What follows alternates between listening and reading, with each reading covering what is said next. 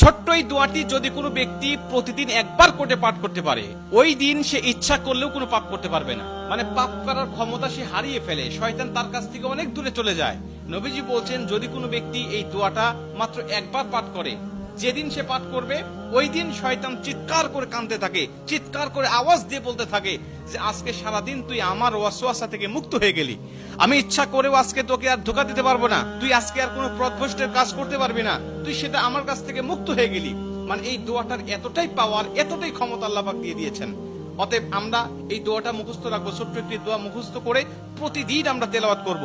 আমরা কিন্তু অনেকেই আছি পাপ ছাড়তে চাই, কিন্তু আমরা এমন কিছু দেখি বা এমন কিছুর সম্মুখীন আমরা হয়ে যাই, ওটা দেখার পরে আমরা নিজের উপরে নিজের কন্ট্রোলটা হারিয়ে ফেলি, তখন আমরা পাপ করতে বাধ্য হই বা পাপ শয়তান আমাদেরকে করিয়ে ফেলে। এজন্য যদি আমরা প্রতিদিন অন্তত ফজরের নামাজের পরে এই দোয়াটা যদি পাঠ করতে পারি, তাহলে আমরা কিন্তু শয়তান থেকে মুক্ত থাকবো ওই দিন সারাদিন। আর শয়তান থেকে মুক্ত থাকার কারণে আমরা ইচ্ছা করলে ওই দিন পাপ করতে পারবো না। নবীজি এই দোয়াটা শিখিয়েছেন, আউযু বিল্লাহিল আযীম, আউযু বিল্লাহিল আযীম ওয়া বিওয়াজহিল কারীম ওয়া সুলতানিহিল কাদীম মিনাশ শাইতানির রাজীম।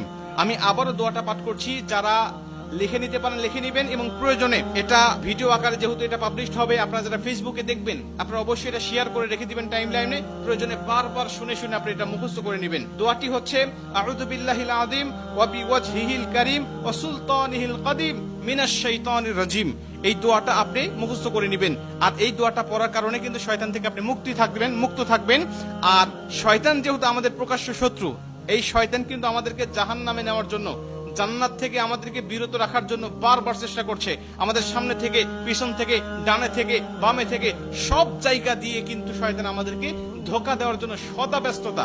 আল্লাহর সাথে সে চ্যালেঞ্জ করে আসছে, আল্লাহকে বলছে, আল্লাহ প্রয়োজনে তুমি জান্নাতের সংখ্যা কমিয়ে ফেলো, জাহান্নামের সংখ্যা বাড়িয়ে দাও, কারণ আমি মানুষগুলোকে যেভাবে ধোঁকা দেব, এই ধোঁকায় সে বোকা হয়ে তোমার ইবাদত আর গোলামি সে করবে না, সে নিঃসন্দেহে পথভ্রষ্ট হয়ে যাবে।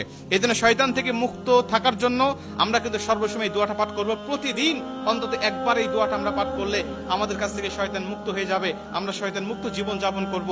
আর আমাকে যদি শয়তান ওয়াসওয়াসা না দেয়, ওই দিন কিন্তু আমি পাপ করতে পারবো না, ইচ্ছা করলে পাপের কোনো কথাই আমার মধ্যে আসবে না।